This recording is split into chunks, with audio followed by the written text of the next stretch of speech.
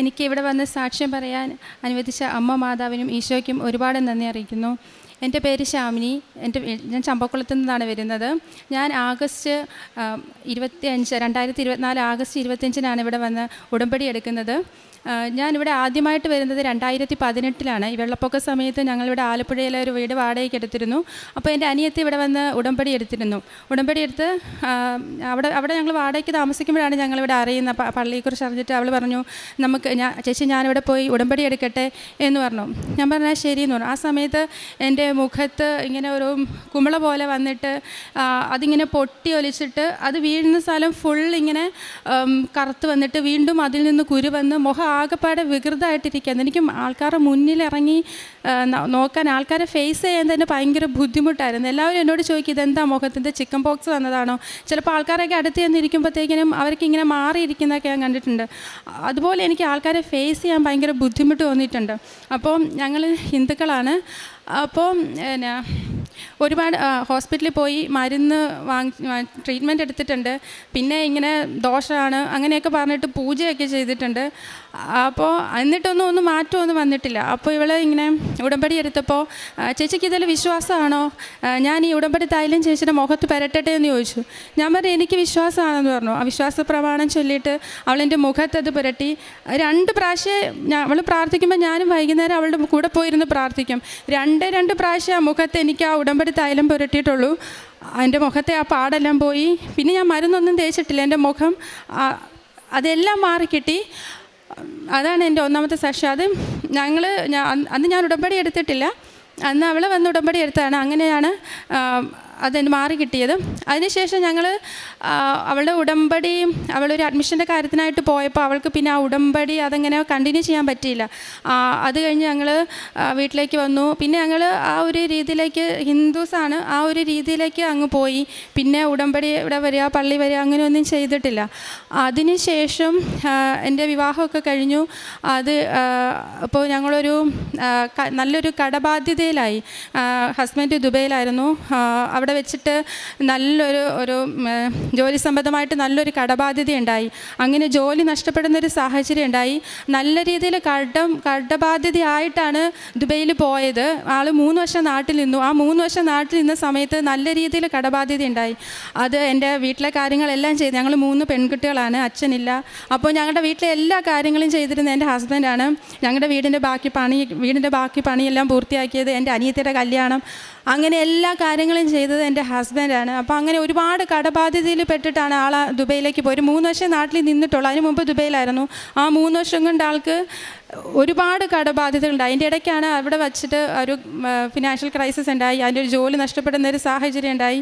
അപ്പോൾ നാട്ടിലേക്ക് പൈസ അടയ്ക്കാൻ പറ്റുന്നില്ല. നാട്ടിലെ കടബാധ്യത വീണ്ടും കൂടി. വീട്ടിൽ കടക്കാർ വന്നിട്ട് ബഹളം വയ്ക്കുക, ഓരോ മൈക്രോ ഫിനാൻസ്, അത് ഇത്. എനിക്കാണെങ്കിൽ ആകെപ്പാടെ എന്താ ആത്മഹത്യ ചെയ്യേണ്ട ഒരു സിറ്റുവേഷൻ ആയിരുന്നു. എനിക്ക് രാത്രിയിൽ ഉറക്കമില്ലാതെ ഞാൻ ആത്മഹത്യ ചെയ്താൽ അമ്മയോട് ഞാൻ പറയും, അമ്മ ഞാൻ വിഷം വാങ്ങിച്ചിട്ട് വരാൻ പോവാം, നമുക്ക് മരിക്കാം, എൻ്റെ കുഞ്ഞിനെ ഞാൻ ആരെയാലും ഏൽപ്പിക്കാൻ പോവാം. എന്നിട്ടില്ല, എനിക്ക് കുഞ്ഞിനെ കൊല്ലാൻ മനസ്സ് വരുന്നില്ല. അമ്മേ, നമുക്ക് 3 പേർക്ക് കൂടെ, എൻ്റെ അനിയത്തിയുണ്ട്, അമ്മയുണ്ട്, ഞാനുണ്ട്. ഞാൻ പറഞ്ഞു നമുക്ക് 3 പേർക്ക് എങ്ങനെയാണെങ്കിലും ഞാൻ ആത്മഹത്യ ചെയ്യാം, അമ്മ എനിക്ക് വയ്യ, അമ്മ ഈ കടബാധ്യത. എല്ലാവരും വന്ന് ചീത്ത വിളിക്കുക. വീട്ടിൽ വന്ന് അതുപോലെ കടങ്ങളാണ്. അപ്പോൾ ഇങ്ങനെ ഇരിക്കുമ്പോൾ എനിക്ക് എവിടെയെങ്കിലും ഒരു അനിയത്തിയുടെ കല്യാണമായപ്പോൾ റെസിഡൻറ്റ് ദുബൈയിലായിരുന്നു. കാരണം എല്ലാ കാര്യത്തിനും ഓടി നടക്കേണ്ട കാരണം ഉണ്ടായിരുന്ന ജോലി ഞാൻ റിസൈൻ ചെയ്തിട്ടാണ് എല്ലാം ചെയ്തത്. എല്ലാ കാര്യത്തിനും ഓടി നടന്നത്. അപ്പോൾ ജോലി എനിക്കുമില്ല. അപ്പോൾ എവിടെയെങ്കിലും ഒരു ചെറിയ ജോലിയെങ്കിലും കിട്ടിയിരുന്നെങ്കിലെന്ന് ഞാൻ ആഗ്രഹിച്ചിരുന്നു. അപ്പോൾ അങ്ങനെ ഇരിക്കുമ്പോൾ ഒരു ദിവസം ഞാൻ ഫോൺ ഓണാക്കി. ഞാൻ ഉടമ്പടി ഇവിടെ അന്ന് വന്ന് ഉടമ്പടി തൈലം തേച്ച് എനിക്ക് രോഗസൗഖ്യം കിട്ടി. അതിനുശേഷം വർഷങ്ങളോളം ഞാൻ പള്ളി വന്നിട്ടില്ല. ഞാൻ ഇതിലേക്ക് പിന്നെ വന്നിട്ടില്ല. അപ്പോൾ ഞാൻ ഒരു ഉടമ്പടി സാക്ഷ്യമോ അങ്ങനെ ഒന്നും, എനിക്ക് അന്ന് ഉടമ്പടി എന്താണെന്നോ ഒന്നും അറിയില്ല. അപ്പോഴാണ് എനിക്ക് ആ ഒരു സൗഖ്യം കിട്ടിയത്. ആ ഫോണിൽ ഞാൻ നോക്കുമ്പോൾ ജസ്റ്റ് സ്ക്രോൾ ചെയ്തിങ്ങനെ പോയത്. അപ്പോൾ ഒരു സാക്ഷ്യം ഞാൻ കണ്ടു. ലിസി എന്ന് പറഞ്ഞ ചേച്ചി മാവേലി എക്സ്പ്രസിൻ്റെ മുന്നിൽ, അതൊരു 58 മിനിറ്റോളം ഉണ്ടായിരുന്നു സാക്ഷ്യം. അപ്പം ഞാൻ ജസ്റ്റ് അത് പിന്നെ കാണാം. പിന്നെ ഞാനിങ്ങനെ വീണ്ടും എനിക്ക് ആ സാക്ഷ്യം തന്നെയാണ് വന്നുകൊണ്ടിരിക്കുന്നത്. അപ്പം ഞാൻ ആ സാക്ഷ്യം ഓണാക്കി ജസ്റ്റ് ഒന്ന് കേട്ട് നോക്കാം എന്ന് വെച്ചിട്ട് ഞാനത് കേട്ടതാണ്. അത് ഞാൻ ഫുള്ളിരുന്ന് കണ്ടതിന് ശേഷം ഞാൻ സത്യം പറഞ്ഞ് എന്നെ ആരും എന്താ ചെയ്ത പോലെ ഞാനിരുന്ന് കരയുമായിരുന്നു. ഞാൻ പൊട്ടിക്കരയുമായിരുന്നു. കരഞ്ഞു കഴിഞ്ഞപ്പോൾ ഞാൻ എൻ്റെ അനിയത്തിയെ വിളിച്ചു. അവളെ കല്യാണം കഴിച്ച് വിട്ടിരിക്കുന്ന അവിടെ കളർകോടാണ്. ഞാൻ അവളെ വിളിച്ചിട്ട് പറഞ്ഞു എനിക്ക് ഉടമ്പടി എടുക്കണമെന്ന് പറഞ്ഞു. അപ്പോൾ അവൾ പറഞ്ഞു ചേച്ചി വാ നമുക്ക് ഒരുമിച്ച് പോയി ഉടമ്പടി എടുക്കാമെന്ന് പറഞ്ഞു. അപ്പോൾ ഞാൻ പറഞ്ഞു എനിക്ക് നാളെ ചങ്ങനാശ്ശേരിയിലാണ് ഒരു ഇൻ്റർവ്യൂ ഉണ്ട്, ഞാൻ ആ ഇൻ്റർവ്യൂ കഴിഞ്ഞിട്ട് ഞാൻ വരാമെന്ന് പറഞ്ഞു. അപ്പോൾ ഞാൻ ഇൻ്റർവ്യൂവിന് പോയിട്ട് അവിടെ എനിക്ക് ലൊക്കേഷൻ എനിക്ക് കറക്റ്റ് അറിയുന്നുണ്ടായിരുന്നില്ല. അപ്പോൾ ഞാൻ ആ ഇൻ്റർവ്യൂ അറ്റൻഡ് ചെയ്യുന്നില്ല എന്ന് വിചാരിച്ച് ഞാൻ ആലപ്പുഴയ്ക്ക് വരാൻ വേണ്ടി ബസ്സിൽ കയറിയിരുന്നപ്പോൾ വീണ്ടും അവരെന്നെ വിളിച്ചു, ലൊക്കേഷൻ ഇട്ട് വന്നു. എന്നോട് പറഞ്ഞു ഇവിടെ വന്ന് ഇൻ്റർവ്യൂ അറ്റൻഡ് ചെയ്യാൻ പറഞ്ഞു. ഞാൻ പോയി ഇൻ്റർവ്യൂ അറ്റൻഡ് ചെയ്തു. അവിടെ നിന്ന് നേരെ ഞാൻ ഇവിടെ ആലപ്പുഴയിൽ വന്നു. അവളുമായിട്ട് ഇവിടെ വന്നപ്പോൾ ടൈം പോയി, ഉടമ്പടി എടുക്കാൻ പറ്റിയില്ല. അപ്പോൾ ഞാൻ ഇൻ്റർവ്യൂ കഴിഞ്ഞ് അവിടെ വിളിച്ചു ചോദിച്ചാൽ പറഞ്ഞു ഞാൻ റിജക്റ്റായി, എനിക്ക് കിട്ടിയില്ല എന്ന് പറഞ്ഞു. ഓക്കെ, ഞാൻ പിന്നെ അടുത്ത ഇൻ്റർവ്യൂവിന് അവരെനിക്കിട്ട് തന്നു. അതിനെന്തിനു പോകാമെന്ന് വിചാരിച്ചു. അങ്ങനെ ഇരുന്നു. ഒരു മാസം കഴിഞ്ഞു തോന്നുന്നു. അവിടെ നിന്ന് ഞാൻ അതിന് ശേഷം അടുത്ത ഞായറാഴ്ച വന്നിട്ട് ഞാനിവിടെ വന്നു ഉടമ്പടി എടുത്ത് പോയി. ഒന്നര ആഴ്ചയൊക്കെ കഴിഞ്ഞപ്പോഴത്തേക്കിനും ആ റിജക്റ്റ് ആയെന്ന് പറഞ്ഞ ആ സ്ഥലത്തു നിന്ന് തന്നെ അവരെന്നെ വിളിച്ചു. ഞാൻ അവിടെ ജോലിക്ക് പോയി. കഴിഞ്ഞ 1.5 വർഷമായിട്ട് ഞാൻ അവിടെ ജോലി ചെയ്യാണ്. അപ്പോൾ എനിക്കെല്ലാം വലിയ ശമ്പളവും അങ്ങനെയല്ല, എന്നാലും എനിക്ക് അമ്മ മാതാവ് തന്ന ജോലി ആയതാണ്. എനിക്ക് എല്ലാ മാസവും കിട്ടുന്ന ശമ്പളത്തിൽ നിന്ന് ഞാൻ ഒരുവിധം അമ്മയ്ക്ക് ഇവിടെ കൊടുക്കും. അതുപോലെ എനിക്ക് ഇൻസെൻറ്റീവ് കിട്ടുമ്പോൾ ആ ഇൻസെൻറ്റീവിൽ നിന്ന് ഞാൻ അമ്മയ്ക്ക് ഇവിടെ കൊണ്ട് നേരിച്ചു അതെടുത്തിട്ടേ ഞാൻ എന്താണെങ്കിലും അതും ചെയ്യാറുള്ളൂ. അങ്ങനെ ജോലി എനിക്ക് തന്ന് അനുഗ്രഹിച്ചു അമ്മ.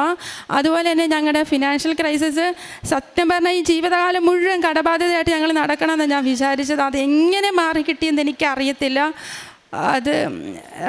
അതുപോലെ തന്നെ എനിക്ക് ഒരു വിശ്വാസമുണ്ട്. എൻ്റെ ഹസ്ബൻഡിൻ്റെ വീട്ടുകാർ നല്ല ഹൈന്ദവ വിശ്വാസത്തിൽ ജീവിക്കുന്ന ആൾക്കാരാണ്. അപ്പോൾ ഞാൻ ഈ ഉടമ്പടിയൊക്കെ എടുക്കുന്നത് ഞാൻ എൻ്റെ വീട്ടിലാണ് നിൽക്കുന്നത്. അതുകൊണ്ടാണ് അവിടെ നിൽക്കുകയാണെങ്കിൽ ചിലപ്പോൾ എനിക്ക് നടക്കുമെന്ന് എനിക്കറിയില്ല.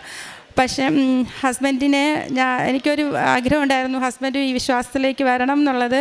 ഞാൻ പ്രാർത്ഥിച്ചിരുന്നു അമ്മയോട്. ഹസ്ബൻഡിനെ കൊണ്ട് ഓൺലൈൻ ഉടമ്പടി ഇപ്പോൾ എടുത്തു. ഹസ്ബൻഡിന് ഭയങ്കര വിശ്വാസമാണ്. അനിയത്തിയുടെ ഹസ്ബൻഡ് ഗുരുബയിലേക്ക് പോയപ്പോൾ ഞാൻ അമ്മ മാതാവിൻ്റെ ഒരു കൊന്തയും കാശുരൂപവും കൊടുത്തു ഇട്ടിരുന്ന ആളിപ്പോൾ അത് കഴുത്തിലിട്ടുന്നുണ്ട്. ഉടമ്പടി എടുത്ത് രാവിലെയും വൈകിട്ടും പ്രാർത്ഥിക്കും. അമ്മയിൽ ഇപ്പോൾ ഭയങ്കര വിശ്വാസമാണ്. ഈ കടബാധ്യതയെല്ലാം ഇങ്ങനെ തീർന്നപ്പോൾ ഇത് എങ്ങനെ മാറി കിട്ടിയെന്ന് ആൾ തന്നെ എന്നോട് ചോദിക്കാറുണ്ട്. ഇത്ര പെട്ടെന്ന് ഈ കടമൊക്കെ തീർന്നത് എങ്ങനെയാണെന്ന് എന്നോട് എപ്പോഴും ചോദിക്കും. പിന്നെ ഒരുപാട് അനുഗ്രഹങ്ങൾ അമ്മ മാതാവ് എനിക്ക് തന്നിട്ടുണ്ട്. ചെറുതും വലുതുമായിട്ട് ഒരുപാട് കാര്യങ്ങൾ എനിക്ക് നൽകിയിട്ടുണ്ട്. പ്രേക്ഷിത പ്രവർത്തനമായിട്ട് ഞാൻ ഇവിടെ നിന്ന് പത്രം വാങ്ങിച്ചിട്ട് പോകും. ഞാനിവിടെ ആലപ്പുഴയിൽ ക്ലാസ്സിന് വരും. അപ്പോൾ മിക്ക സൺഡേസിലും ക്ലാസ് കഴിഞ്ഞിട്ട് ഞാനിവിടെ വരാറുണ്ട്. അപ്പോഴെല്ലാം ഞാൻ പത്രം വാങ്ങിയിട്ട് പോകാറുണ്ട്. ജോലി ചെയ്യുന്ന ചങ്ങനാശ്ശേരിയിലാണ്. അപ്പോൾ ചങ്ങനാശ്ശേരി ടൗണിൽ കൂടെ ഞാൻ എല്ലാവർക്കും കൊണ്ട് കൊടുക്കും. ഞാൻ വഴി ഇവിടെ 1-2 പേര് വന്ന് ഉടമ്പടി എടുത്തിട്ടുണ്ട്. അപ്പോൾ ഒരാളിപ്പോൾ എൻ്റെ കൂടെ ഇനി വരാമെന്നും കൂടി പറഞ്ഞിട്ടുണ്ട്. ഞാൻ ടൗണിൽ കൂടെ എല്ലാം ഈ പത്രം കൊണ്ട് അവിടെ കൊടുക്കും. അതേപോലെ ഞങ്ങളുടെ അവിടെയുള്ള എല്ലാവർക്കും കൊണ്ടുപോയി കൊടുക്കും. ഫുഡ് വീട്ടിലുണ്ടാക്കിയിട്ട് കാരുണ്യപ്രവൃത്തി എല്ലാവർക്കും വഴിയിലോരത്തുള്ള ടൗണിൽ കൂടെ എല്ലാവർക്കും വഴിയിരിക്കുന്നവർക്കും എല്ലാവർക്കും ഞങ്ങൾ ഫുഡ് കൊണ്ട് കൊടുക്കാറുണ്ട്. ഇത്രയും അനുഗ്രഹം. പിന്നെ പ്രാർത്ഥിച്ച അമ്മ മാതാവ്, കൃപാസന മാതാവ് എൻ്റെ തിരിയിൽ തെളിഞ്ഞ് വന്നിട്ടുണ്ട്, നല്ലതുപോലെ വന്നിട്ടുണ്ട്. പിന്നെ ഞാൻ ഒരിക്കലും അച്ഛനെ കാണാൻ വന്നിരുന്നു എൻ്റെ അനിയത്തിയുടെ ഒരു വിസയുടെ കാര്യമായിട്ട്. പക്ഷെ അന്ന് എനിക്ക് അച്ഛനെ കാണുമ്പോൾ ഒരു കാര്യം മാത്രമേ എനിക്ക് പറയാൻ പറ്റുള്ളായിരുന്നു എൻ്റെ അച്ഛനോട്. പക്ഷെ അന്ന് അവൾ എന്നോട് കരഞ്ഞ് വിളിച്ച് പറഞ്ഞു ചേച്ചി എൻ്റെ പറഞ്ഞപ്പോൾ എനിക്കൊരു കാര്യം അച്ഛനോട് പറയണമെന്നുണ്ടായിരുന്നു. പക്ഷേ എനിക്കത് അച്ഛനോട് പറയാൻ പറ്റിയില്ല. അപ്പോൾ അച്ഛനെ കാണാൻ വേണ്ടി ഞാൻ ഇവിടെ നിന്നപ്പോൾ ഞാൻ മാതാവിനോട് പറഞ്ഞിരുന്നു, മാതാവി എനിക്കപ്പോൾ ഒരു 1.5 ലക്ഷം രൂപയോളം ഒരു ബാധ്യത അന്ന് കൊടുക്കാനുണ്ടായിരുന്നു. അപ്പോൾ എൻ്റെ ഹസ്ബൻഡ് വിളിച്ച് പറഞ്ഞിരുന്നു എനിക്ക് ഇന്ന ദിവസം അത് കൊടുക്കണം, എന്ത് ചെയ്യുമെന്ന് അറിയത്തില്ല എന്ന് പറഞ്ഞു. ഞാനിവിടെ നിന്ന് അച്ഛൻ്റെ അടുക്ക് വന്ന് നിൽക്കുമ്പോൾ അവളുടെ കാര്യം മാത്രമേ എനിക്ക് പറയാൻ പറ്റുന്നുള്ളായിരുന്നു. പക്ഷേ ഞാൻ പ്രാർത്ഥിച്ചിരുന്നു, മാതാവ് എനിക്ക് അച്ഛനോട് പറയാൻ പറ്റില്ല, അമ്മ മാതാവ് എനിക്കത് ആ പൈസ എനിക്ക് റെഡിയാക്കി തരണേന്ന് പറഞ്ഞു. അമ്മ എനിക്ക് 2 കാര്യങ്ങളും സാധിച്ചു തന്നു. അമ്മയ്ക്ക് അതിന് ഒരുപാട് നന്ദി. എനിക്ക് ലഭിച്ച എല്ലാ അനുഗ്രഹങ്ങൾക്കും ഞാൻ ഈശോയ്ക്കും അമ്മ മാതാവിനും ഒരുപാട് നന്ദി പറയും. എസെക്കിയേൽ പ്രവാചകൻ്റെ പുസ്തകം 34-ാം അധ്യായം 26-ാം തിരുവചനം. അവരെയും എൻ്റെ മലയ്ക്ക് ചുറ്റുമുള്ള സ്ഥലങ്ങളെയും ഞാൻ അനുഗ്രഹിക്കും. ഞാൻ യഥാസമയം മഴ പെയ്യിക്കും, അത് അനുഗ്രഹവർഷമായിരിക്കും. ശ്യാമിനി എന്ന ഈ സഹോദരിയുടെ പ്രത്യക്ഷീകരണ സാക്ഷ്യത്തിലൂടെ പരിശുദ്ധ അമ്മ ഉടമ്പടി എടുക്കുന്നതിനു മുൻപ് തന്നെ അവരുടെ ജീവിത പ്രശ്നങ്ങൾക്ക് ഉടൻ പരിഹാരം നൽകുന്നതായി ഈ സഹോദരിയുടെ ഏറ്റുപറയുകയാണ്. പൂജയിലും അവരുടെ ആചാരങ്ങളിലൊക്കെ വിശ്വസിച്ച് തൻ്റെ മുഖത്ത് വന്ന കുരു ഒരു ദോഷമായിരിക്കാം എന്നെല്ലാം കരുതി വളരെ സങ്കടപ്പെട്ടിരിക്കുമ്പോഴാണ് അനുജത്തി എടുത്ത ഉടമ്പടിയിൽ നിന്നും അവർക്ക് ലഭിച്ച ഉടമ്പടി തൈലം സഹോദരിയുടെ മുഖത്ത് പുരട്ടി 2 പ്രാവശ്യം പുരട്ടിയപ്പോഴത്തേനും അവർക്ക് വളരെ പെട്ടെന്ന് സൗഖ്യമുണ്ടായി എന്നാണ് സാക്ഷ്യപ്പെടുത്തുന്നത്. തൻ്റെ ഹസ്ബൻഡിൻ്റെ കടബാധ്യത മൂലം അവർക്ക് വീണ്ടും മുന്നോട്ട് ജീവിക്കാനുള്ള ഒരു സാധ്യതകളില്ല, അതുകൊണ്ട് ആത്മഹത്യ ചെയ്യാം എന്നുള്ള ഒരു മരണത്തിൻ്റെ ഒരു വക്കിലായിരിക്കുമ്പോഴാണ് ഈ സഹോദരി ലിസി എന്ന് പറയുന്ന ഒരു സഹോദരിയുടെ സാക്ഷ്യം. ലക്ഷക്കണക്കിന് ആളുകൾ കേട്ടിട്ടുള്ള ഒരു സാക്ഷ്യമാണത്. മാവേലി എക്സ്പ്രസിൻ്റെ മുന്നിലേക്ക് ചാടി ജീവിതം അവസാനിപ്പിക്കാമെന്ന് പറഞ്ഞ് ആ ചേച്ചി ഈശോയിൽ വിശ്വസിച്ചുകൊണ്ട് വളരെ ശക്തമായൊരു പ്രത്യക്ഷീകരണ സാക്ഷ്യം ഏറ്റു പറയുന്ന ഈ അൾത്താരയിൽ തന്നെ. ആ സാക്ഷ്യം ഈ മകൾ കേട്ട നിമിഷത്തിൽ തന്നെയാണ് പരിശുദ്ധ അമ്മ എൻ്റെ ജീവിതത്തിൽ ഇടപെട്ടുകൊണ്ട് എനിക്കും എൻ്റെ കുടുംബത്തിനും വലിയ ഒരു വിടുതൽ, ഒരു വലിയ ആശ്വാസവും സമാധാനവും ഉണ്ടാകും എന്ന് ഉറപ്പിച്ചുകൊണ്ട് ഇവിടെ വന്ന് ഉടമ്പടിയെടുത്ത് ഈ മകൾ പ്രാർത്ഥിക്കുന്നത്. അതിലൂടെ മകൾക്ക് ലഭിച്ചിട്ടുള്ള വലിയ വിടുതലും സന്തോഷവും സമാധാനവും അവരുടെ കടബാധ്യതയിൽ നിന്നുള്ള വിടുതലും അതുപോലെ തന്നെ ബഹുമാനപ്പെട്ട ജോസഫ് അച്ഛനെ കാണാനുള്ള സാധ്യതയും എല്ലാം ഈ മകൾ ഏറ്റുപറയുകയുണ്ടായി. നമ്മുടെ ഏത് തന്നെ സങ്കടത്തിൽ നാം ഇവിടെ വന്ന് പ്രാർത്ഥിക്കുമ്പോഴും പരിശുദ്ധ അമ്മ നമുക്ക് വേണ്ടി ഈശോയുടെ മാധ്യസ്ഥം അപേക്ഷിച്ച് ഈശോ നമുക്ക് വേണ്ടി കുരിശിൽ മരിച്ചത് നമ്മെ ഓരോരുത്തരെയും വീണ്ടെടുക്കുവാനാണ് എന്ന് നമ്മെ ഓർമ്മിപ്പിക്കുന്ന, നമ്മെ സ്നേഹിക്കുന്ന ഒരു വലിയ സ്നേഹത്തിൻ്റെ വില നൽകിയാണ് നമ്മെ വീണ്ടെടുക്കുന്നത്. അതുപോലെ തന്നെ സഹോദരി പറയുകയുണ്ടായി, അനിയത്തിക്ക് വേണ്ടി ഞാൻ ഉടമ്പടിയെടുത്ത് അച്ഛൻ്റെ അടുത്ത് വന്ന്, ജോസഫ് അച്ഛൻ്റെ അടുത്ത് വന്ന് കൈവെപ്പ് ശുശ്രൂഷ സ്വീകരിക്കുമ്പോൾ എനിക്കും കൂടി ഒരു അനുഗ്രഹം കിട്ടിയിരുന്നെങ്കിൽ ഞാൻ ആഗ്രഹിച്ചുവെന്ന്. ജോസഫ് അച്ഛൻ്റെ കൈകളിലൂടെയാണ് ഈശോ നമുക്ക് അനുഗ്രഹം തരുന്നത്. ആ കൈകളിലൂടെ നമുക്ക് ലഭിക്കുന്ന അനുഗ്രഹം നാം കൃത്യമായും ഉടമ്പടി പാലിച്ച് ഈശോയുടെ വിശ്വസ്തയോടെ ജീവിക്കുക എന്നാണ് ഓരോ തവണയും നമുക്ക് ഉടമ്പടി കൈവെപ്പ് ശുശ്രൂഷ ലഭിക്കുമ്പോൾ നമ്മെ ഓർമ്മിപ്പിക്കുന്നത്. നമുക്കങ്ങനെ വിശ്വസ്തയോടെ ഉടമ്പടി ജീവിച്ചുകൊണ്ട് എപ്പോഴും ഈശോയോട് നന്ദിയുള്ളവരായിരിക്കാം. ശാമിനിയുടെ ഈ വലിയ പ്രത്യക്ഷീകരണ സാക്ഷ്യത്തിന് ഈശോയ്ക്കും പരിശുദ്ധ അമ്മയ്ക്കും നന്ദി പറഞ്ഞുകൊണ്ട് നല്ല ഒരു കയ്യടിയോടെ സാക്ഷ്യം നമുക്ക് സമർപ്പിക്കാം. അത്യപൂർവ ദൈവാനുഭവങ്ങൾ ഇനി നിങ്ങൾക്കും സ്വന്തം. ഈ യൂട്യൂബ് ചാനൽ ഇതുവരെ സബ്സ്ക്രൈബ് ചെയ്തിട്ടില്ലെങ്കിൽ ഇപ്പോൾ തന്നെ സബ്സ്ക്രൈബ് ചെയ്യുക. ഈ വീഡിയോ ഇപ്പോൾ തന്നെ നിങ്ങളുടെ സുഹൃത്തുക്കൾക്ക് ഷെയർ ചെയ്തുകൊണ്ട് കർത്താവിൻ്റെ പ്രേക്ഷിതരാകുക.